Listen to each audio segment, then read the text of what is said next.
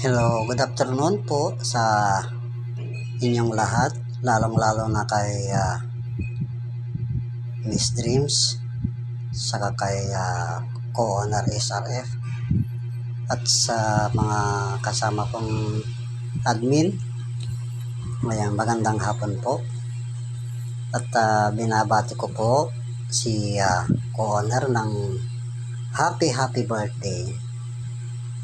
Ayan, sana marami pang birthday na dumating sa'yo, saka good health. Yan ang wish ko sa'yo. Ayan, so maraming salamat at naging parte ako sa BR na ito, sa pinangungunahan po ni Miss Dreams. Ayan, hayaan nyo at may sorpresa ako para bukas, kaya co-owner ang pagbabalik. Ayan, so happy birthday ulit sa'yo, co-owner SRF. Happy birthday.